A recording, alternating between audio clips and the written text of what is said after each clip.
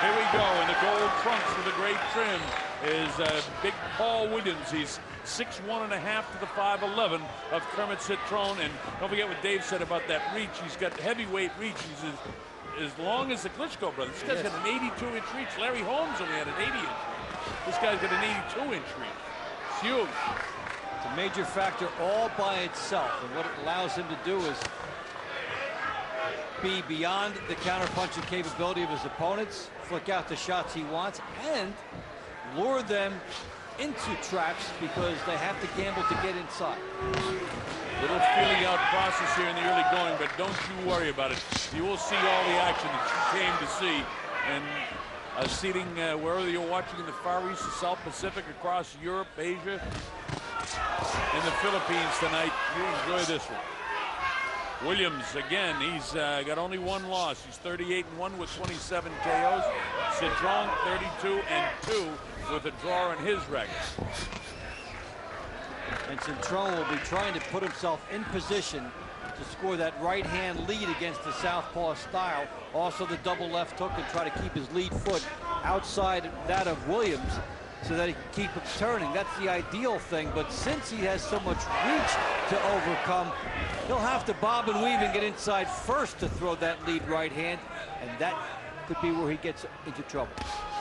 Well, he's got Ronnie Shields as a trainer, and Ronnie's done a great job in training so many fighters, and a former world champ in his own right. So he's taught this kid well, and it's going to be, you know, using the head, not just the brawn in this fight for Cintron to be able to defeat Paul Williams, who's a slick left-handed fighter with plenty of pop. As I mentioned, his 27 knockouts, yet they talk about the knockout power of Cintron, who is 27. He can bang with both hands. In recent months, Cintron has been living down in Houston, Texas, and training with Ronnie. That's where Ronnie is from. They're originally the Savannah Boxing Club down there with Willie Savannah, and they've trained a lot of terrific fighters. Hey, Ronnie's got some 16 world champions in his stable, starting with Evander Holyfield. That's right.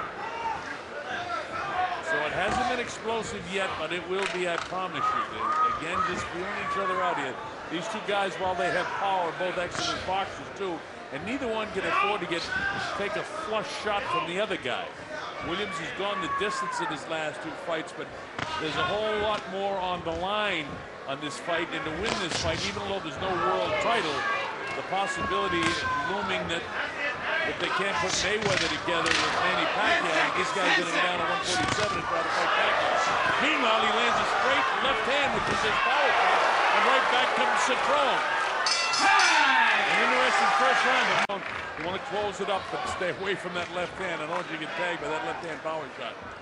In the meanwhile, Cintron, fighting the southpaw, knows he's going to try to land that right-hand power shot down the middle. That's the way you fight a southpaw.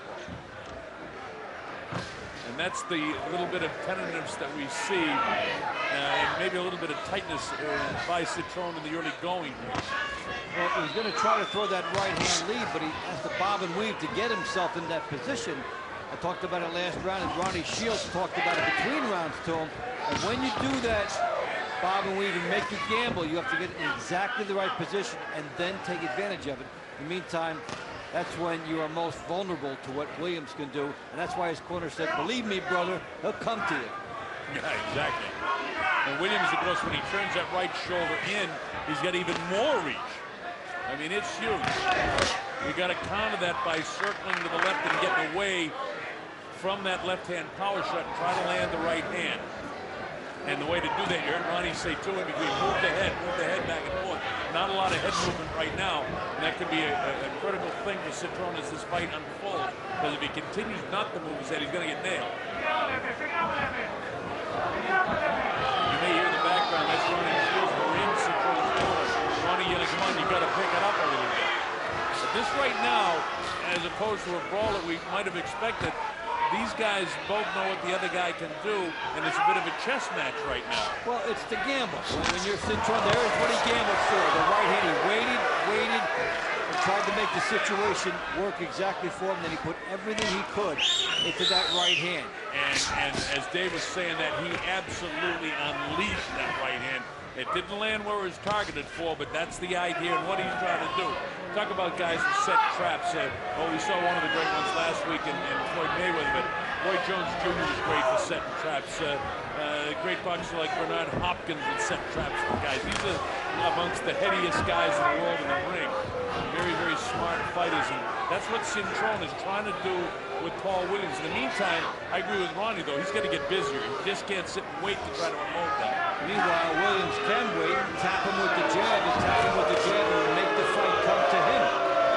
Williams could pick it up a tad more, too, because right now the first round wasn't definitive, and with only 28 seconds to go here in round 2, it's not real definitive. Although I think that he will probably get this so far in the judges' score sheets, because the biggest punch that Cintron threw did not land.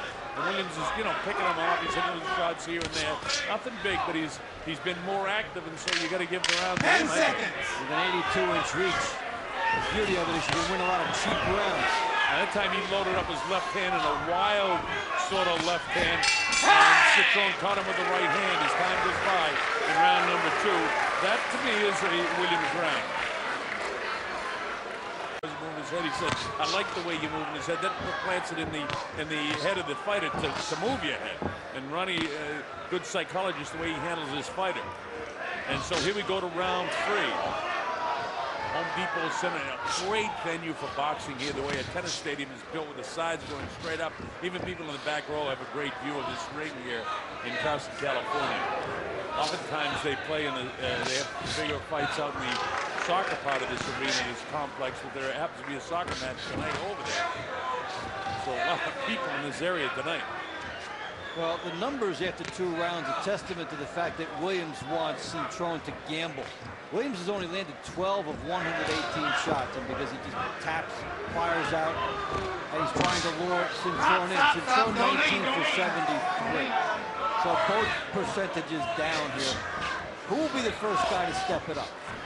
Well, I'll tell you this, if Cintron is waiting to set a trap, if he can land one of those right hands and eventually gets Williams coming in, and he caught him that time, not real flush, but that's the idea. Because I've noticed a couple of things about Paul that I haven't seen before. When he throws his left hand, he exposes himself, and he's sort of punching down a bit to Cintron, and when he throws that left hand, he's wide open for counter right hand, and that's exactly what Cintron is trying to time.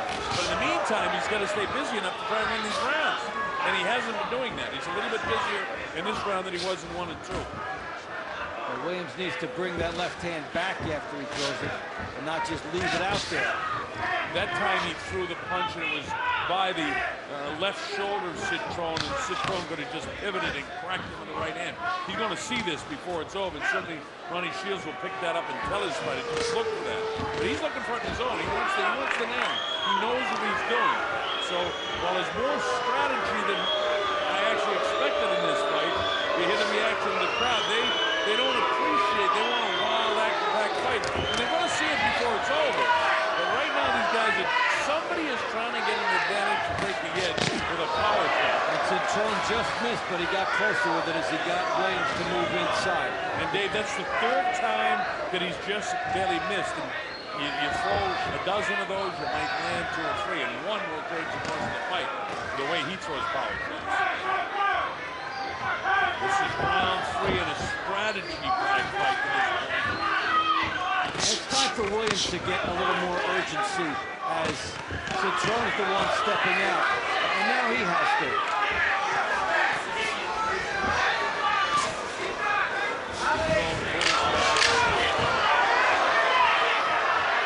Cintron right in front of him. Gets the left hook off. It's tough to give that round for him. A 3rd man in the ring, a veteran referee, and Dr. Lou Moret, the very best.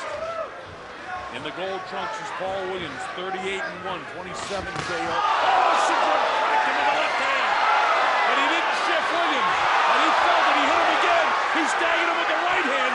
Williams' legs turned to jelly for just a second. Now Cintron has got to keep the pressure on him. He's staying. His legs aren't right just yet. He's falling over on his toes. He's there. He got cracked again by Cintron. Williams has lost his balance. Now, when you go out of the ring in the state of California, you got to get back in 10 seconds.